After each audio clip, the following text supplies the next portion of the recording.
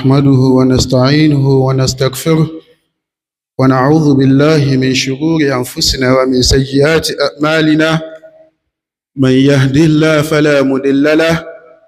ومن يضلل فلا هادي له وأشهد أن لا إله إلا الله وحده لا شريك له وأشهد أن محمدا عبده ورسوله يا أيها الذين آمنوا اتقوا الله حق تقاته ولا تموتن إلا وأنتم مسلمون يا أيها الناس اتقوا ربكم الذي خلقكم من نفس واحدة وخلق منها زوجها وبث منهما رجالا كثيرا ونساء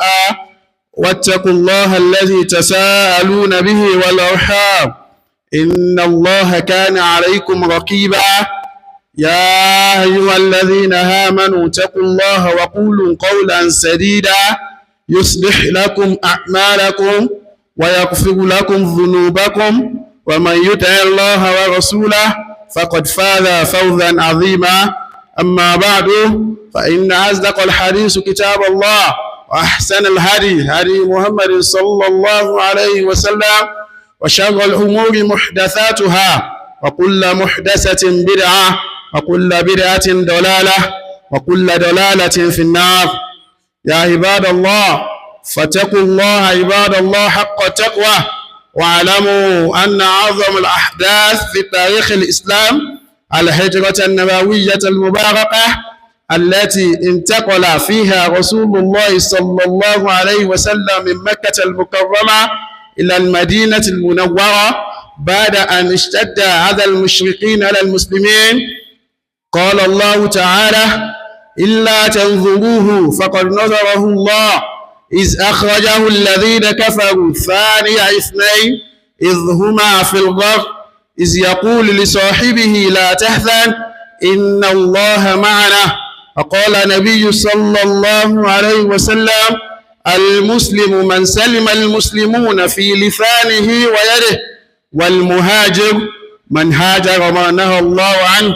متفق عليه. adúpẹ́ fún Ọlọ́run Ọba ìkẹ́ Ọlọ́run Ọba àti gẹ́ kó máa bá Ànábì sallallahu alaihi wasallam kó máa wá dúró sórí Ànábì nìkan kó máa bá ará ilé Ànábì kó máa wá dúró sórí àwọn ará ilé Ànábì nìkan kó máa bá àwọn sàhábà ridwanullahi alayhi kó sì máa bá àwọn tábì kó máa bá àwọn tábì tabi'in kó lọ wá kẹ́ ìkẹ́ náà kó fi kárí gbogbo wa. ẹ̀yẹ rúṣẹ́ Ọlọ́run Ọba lótìtọ́ àti lódodo ìtàwọn gbéyẹ̀wò bi'iznillahi ta'ala nínú khutbah wa tòní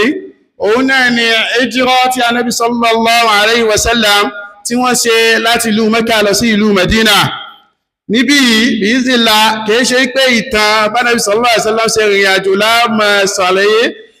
ṣàlàyé àwọn ẹ̀kọ́ tó jẹ́ wípé àríkọ nínú kílò nínú Hijrah tánàbí sallallahu alayhi wa sallam ṣe láti ìlú Mẹ́kà lọ sí ìlú Medina. Ọlọ́run bá lékè ń sọ fún wa nínú Qur'an Ọlọ́run bá ní illa tanzuruhu tẹ́yìn sàábẹ́ tẹ́ bá ní ẹ̀hùn ní Ànábì sallallahu alaihi wasallam lọ́wọ́ faqad nazarahu Allah. Ọlọ́run bá ti ràn lọ́wọ́ ẹ̀rẹ́ tí gbà tọ́lọ́run bá ràn lọ́wọ́ iz akhrajahu alladhina kafaru nígbà tó yẹ pé àwọn gẹ̀fẹ̀rí wọ́n lé Ànábì sallallahu alaihi wasallam jáde thaniya ithnain ẹlẹ́kejì inú àwọn méjì idh huma fi tó ipá Ànábì sallallahu alaihi wasallam ẹlẹ́kejì inú àwọn méjì tó wà ń bẹ́ẹ̀ idh huma fil ghar tó yẹ pé àwọn méjì wá ṣe pé kí ni o wọ́n wà nínú kòtò. ẹ̀rẹ́ tí ìnira ló gbá Ànábì sallallahu alaihi wasallam jáde láti ìlú Mẹ́kà lọ sí ìlú Medina. gẹ́gẹ́ bá yìí ṣe mọ̀ pé kìí ṣe gbá Ànábì sallallahu alaihi wasallam fẹ́ jáde fún ara wọn àmọ́ ìnira yìí pọ̀ wàhálà yìí pọ̀ lérí kíni lérí pé kí Islam bá lè jòkó rẹ̀ rí lérí kíni káàtà ń bọ́ lẹ́yìn tábà lérí Islam ṣe Islam lórí kálukú wá ń ṣe nísìn. àkọ́kọ́ ẹ̀kọ́ táàkọ́kọ́ gbà láàkọ́ mọ̀ ṣàlàyé nínú khutbah wa tòní bi'iznillahi òun náà nígbà tó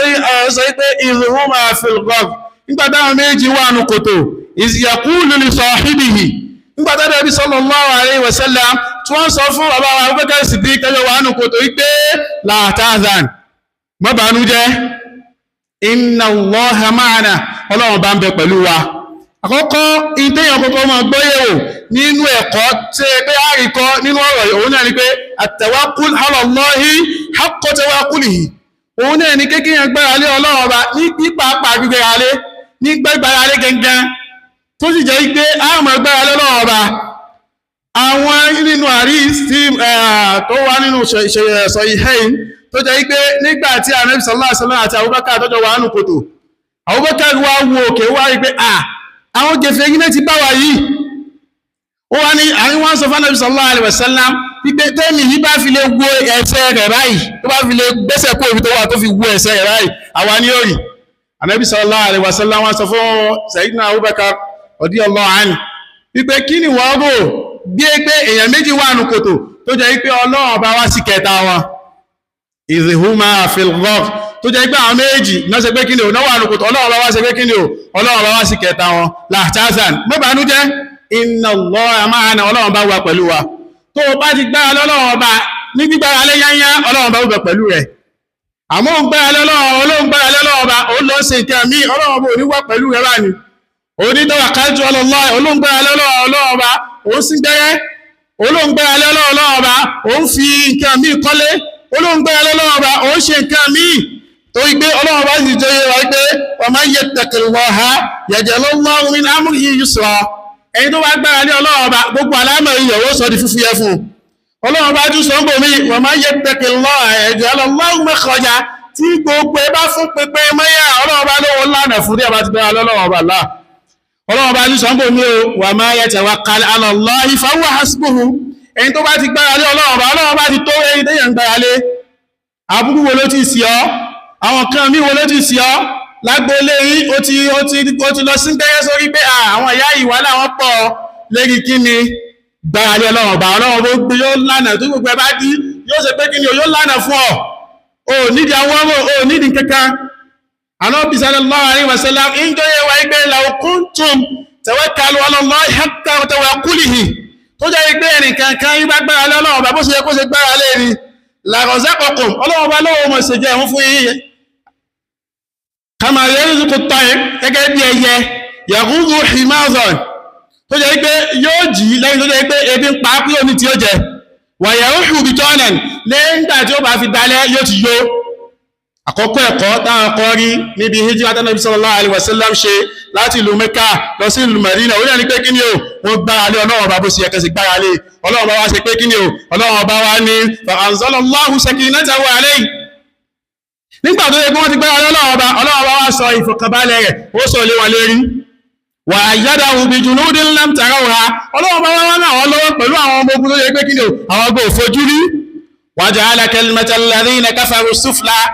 àwọn kèfèrí tí wọ́n tètè fún yín tẹ́sẹ̀ gbogbo ẹ̀ fún yín, Ọlọ́run wá jẹ́ kí ọ̀rọ̀ wa kan rẹ̀ lẹ̀ yányá tí ò ní gbérí. Wa kalimatullahi hiya al-ulya, gbólóhùn tawhid, gbólóhùn ìmọ̀lọ́wọ́ bá lọ́kàn òun ló wá lékè. Wallahu azizun hakim, Ọlọ́run ọba tá ń sọ yìí ọba kàyàkàyà ní ọba ọ̀jọ̀gbọ́n ni. Ẹ̀kọ́ ẹlẹ́ẹ̀kejì tátùn rí gbọ́ nínú hijira tí Nabi sallallahu alaihi wasallam ṣe láti ìlú Mẹ́kà lọ sí ìlú Mẹdínà ni pé al-ikhwatu fi ddin, ìjọ́mọ̀ ẹ̀yẹ́sìn ó tóbi láàrin àwọn muhajiri àti ansar. Nígbà tí Nabi sallallahu alaihi wasallam dé ìlú Mẹdínà, oníkálùkù sáfẹ́ gbànẹ́bì lálejò ní pé ó yá agbànẹ́bì lálejò ó kó ẹwọ́n mọ̀ ya. Wọ́n wò pé ànẹ́bì ló dé yìí. Ànẹ́bì wá sọ fún wọn pé dáhùn ẹ fi àkọ́ mímí lẹ́ ẹjọ́ mọ̀ lọ síbi tó bá rù. Fàyín náà mọ́ àtùn tó yí pé wọ́n ti pa láṣẹ ibi tí ó dé sí ní àkún fi wá dé sí kéré ọ̀dọ̀ Abúlé Ayyub al-Ansari. Ànẹ́bì ìjọmọ̀ yáhùn ní agbára láàrin wọn, ẹ máa wà lóde òní. Ọmọ ìyá wa ẹlòmíì tí wọ́n ran ẹni tí èsè mùsùlùmí gan lọ́wọ́ lérí ọmọ ìyá ẹ̀ mùsùlùmí. Ànẹ́bì sọ àwọn muhajiri àti ansar papọ̀ nígbà tó dé ìlú Mẹdínà. Ẹ máa gbọ́ akọ Nabi sallallahu alaihi wasallam bayna Abu Darda wa Salman al-Faris. Ọlọ́run bá sọ àwọn méjèèjì pọ̀ kán mẹjọ́ mọ̀ ìyá.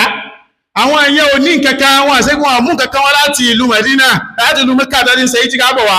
Ìlú Mẹdínà náà dé. Tọ́lá ọba òun lọ́wọ́ bá lọ́yìn Suratul Hashr, tọ́lá ọba ní walladhina tabahu walladhina tabawwa'u darul iman. Ẹ̀rá àwọn tó ṣe pé àwọn wà nínú ìlú Mẹdínà. Àwọn ṣe pé kí ni àwọn wà nínú ìlú Mẹdínà, wọ́n ti wà ń bẹ̀. Wal imanu min qablihim, àwọn ti ní gbàgbọ́ síwájú kẹ́yìn muhajiri kẹ́ tó dé sí ìlú Mẹdínà. Yuhibbuna man hajara ilayhim, àwọn wá nífẹ̀ẹ́ àwọn muhajiri tẹ́sẹ̀ ìjẹ́ wá sí ìlú Mẹdínà. Wala yajiduna fi sudurihim hajatan mimma utuhu, àwọn ṣe pé kí ni o sì ní rí nínú tó ti fún àwọn mùhájírì pé ẹgbà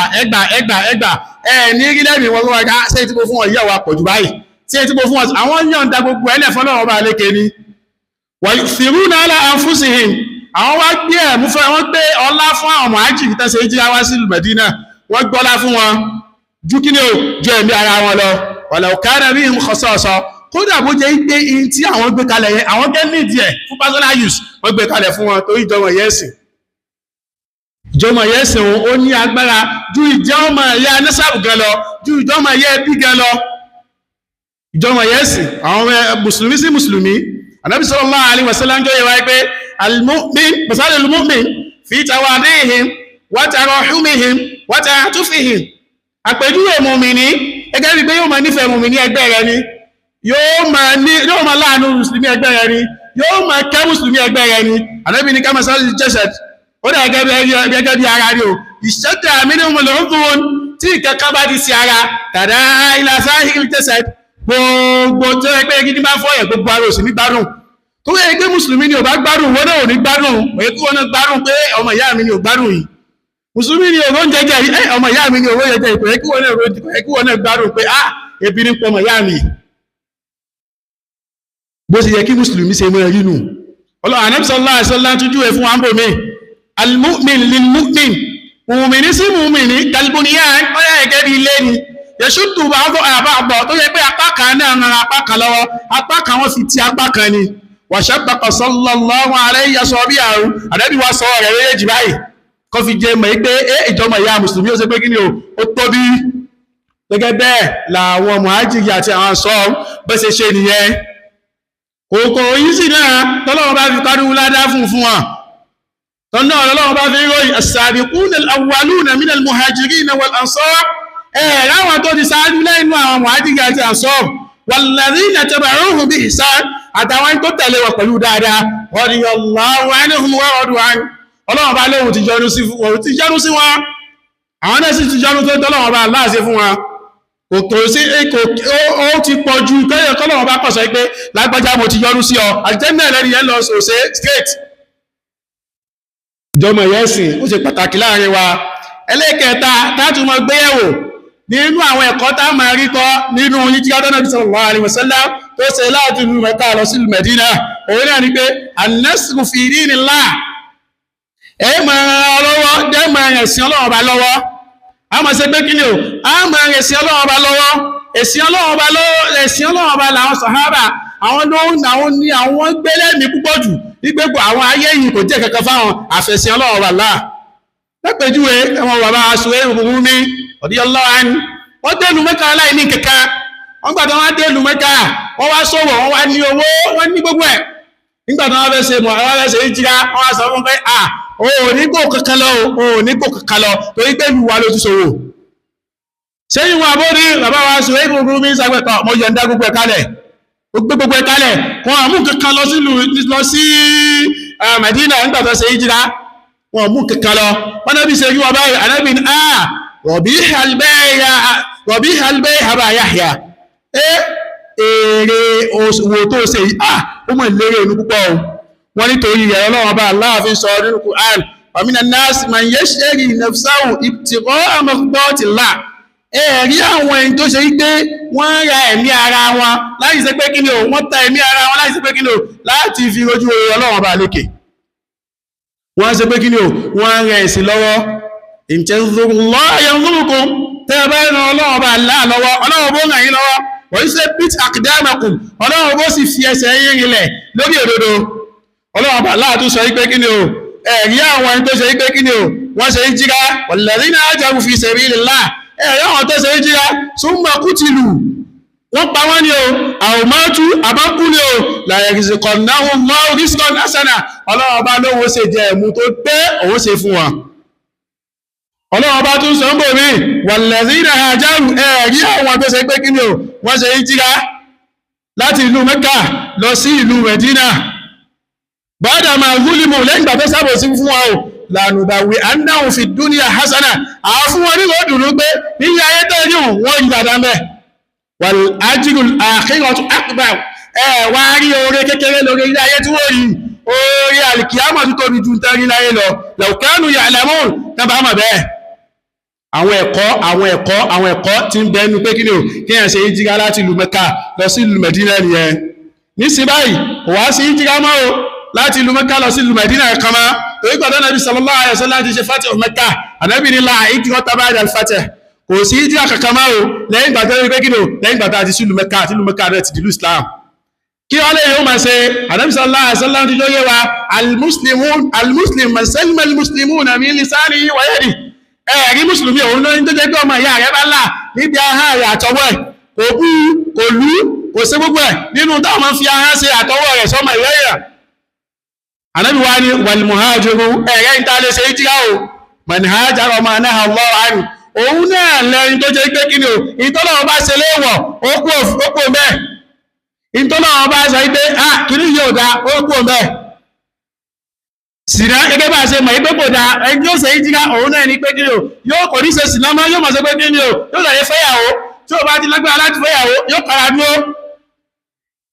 ẹni tó jẹ pé mutí tẹ́lẹ̀ ni kò ní mutí má yóò máa mú tọ́lọ́wọ́ bá ṣe láàrí fún ọ gẹ́gẹ́ bí kùnú bí sóbò àti bẹ́ẹ̀ bẹ́ẹ̀ lọ́rùn tọ́lọ́wọ́ bá ṣe láàrí fún kò ní mutí má gẹ́gẹ́ bí ẹni tí ń jalè ní kò ní jalè mọ́ yóò wáṣẹ́ tí ń ṣe ìjìká ti ẹnu inú tó wọ́n bá ṣe léwọ̀ ó ṣe pé kí ni o ìrún rẹ̀ bálàbàlá ráì ni ó máa kí wákàtí mẹ́rin àwọn lásìkò ẹ̀ ọkùnrin yóò máa kí ní jàmá ìjìrá fún wa nù aqulu qawli hadha astaghfirullahu li wa lakum fastaghfiruhu innahu huwal ghafurur rahim.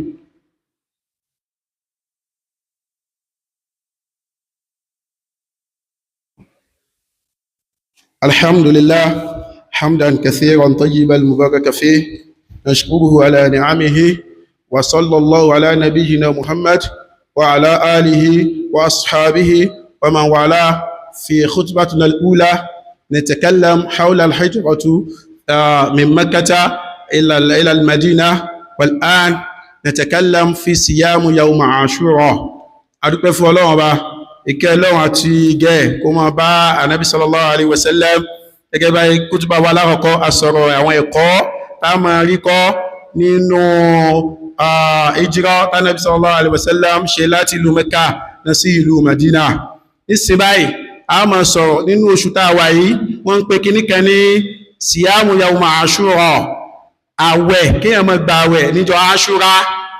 nígbà tánàbí sallallahu alaihi wasallam dé ìlú Madina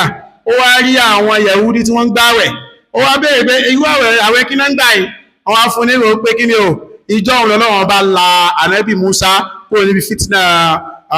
Fir'aun ó wá ní àánà fanáhùn àhákù bí Musa minkum àwa lẹ́tọ̀ọ́ sí Musa jù yìí lọ fasọ́máhù wà á máa bí síyámìhì ànábì wá ń gbààwẹ̀ ẹ̀yẹ ìjọ Ashura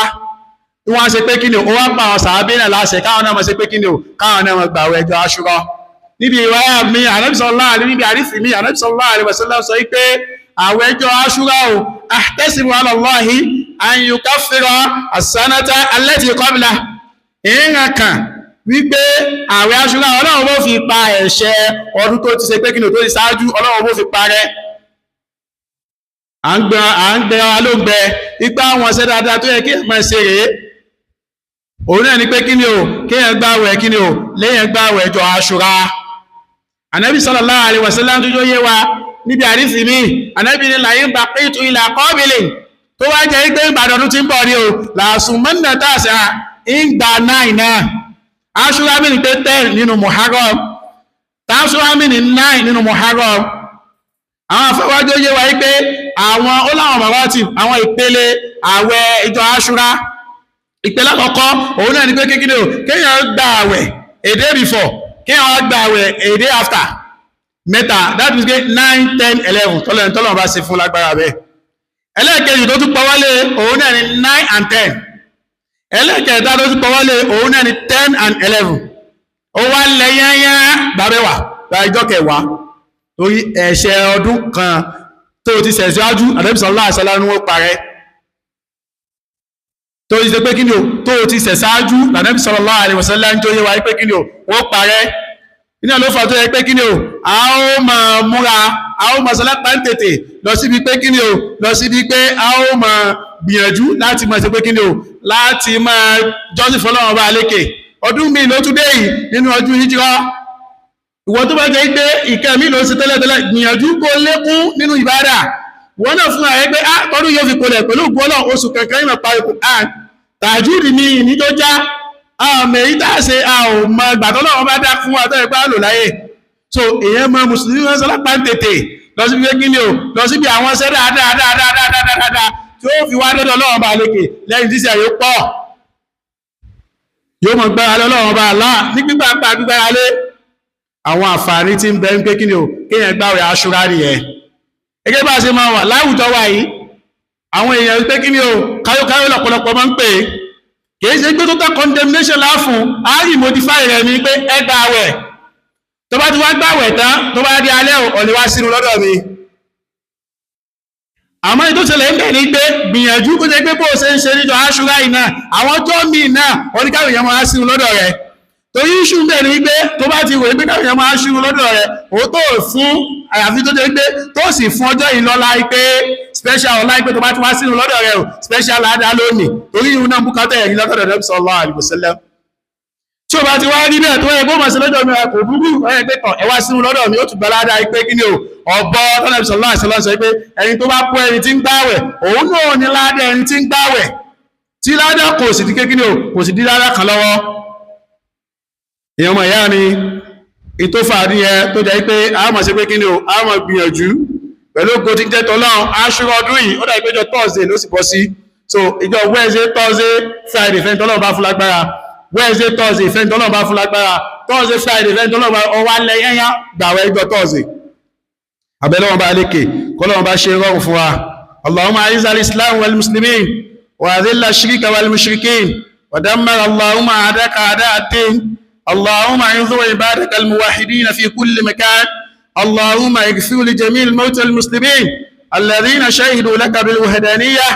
ونبيك برسالات وماتوا على ذلك اللهم احفظ بلادنا وبلاد المسلمين من كل سوء وشر واجعلنا آمنة مطمئنة وقلنا ولاة أمورنا لما تحب وترضى ووفقهم لما فيه صلاح البلاد والعباد أن بلا وبارك fún ìlú wa ìlú Nàìjíríà gbogbo àjínigbé àwọn kidnapping ni banditry ni àti bẹ́ẹ̀ bẹ́ẹ̀ lọ kọ́lọ̀ bá ká gbogbo ẹ̀kọ́ lẹ̀ Ọlọ́run bá ká gbogbo ẹ̀kọ́ lẹ̀ Ọlọ́run sọ ìlú wa yìí Ọlọ́run ṣe ìlú fọkànbalẹ̀ ìlú tó jẹ́ pé a mọ̀ wà ń bẹ̀ tó jẹ́ pé inú oníkálukú sì mọ̀ dùn Ọlọ́run má ṣe ní ìlú ìkẹ́mi kó pé ìkẹ́mi sókè ìfẹ́gá àwọn títí pọ̀ Ọlọ́run má ṣe rí ibẹ̀ ọlọ́mọ sí ilé ibẹ̀ a sì bẹ̀rẹ̀ wọn bá fún àbáwá ìmáàmù tuntun fún gbogbo olú Ìlọrin tó jẹ́ pé wọ́n ṣe khutbah àkọ́kọ́ lórí abẹ́lẹ̀ wọn bá láà fún wọn gbogbo èyí tí wọ́n mọ̀ wí bẹ́ẹ̀ Ọlọ́run jẹ́ ó mọ̀ jẹ́ tí ó mọ̀ yọ Ọlọ́run bá nù àti tó yẹ pé yóò mọ̀ tẹ̀lé Sunnah Nabi sallallahu alaihi wasallam Ọlọ́run má jẹ́ kábàámọ̀ yìí pé wọ́n ṣe débẹ̀ Ọlọ́run dákun jẹ́ kí wọ́n ṣe khutbah yẹn pẹ́ Ọlọ́run jẹ́ kí ṣe pẹ́ wala hawla wala quwwata illa billahil azim Allahumma rabbana atina fid dunya hasanatan وفي الآخرة حسنة وقنا عذاب النار وصلى الله على نبينا محمد وعلى آله وأصحابه وسلم اللهم صل على محمد وعلى آل محمد كما صليت على إبراهيم وعلى آل إبراهيم إنك حميد المجيد اللهم بارك على محمد وعلى آل محمد كما باركت على إبراهيم وعلى آل إبراهيم إنك حميد المجيد سبحانك اللهم وبحمدك أشهد أن لا إله إلا أنت أستغفرك وأتوب إليك قوموا إلى صلاتكم يرحمكم الله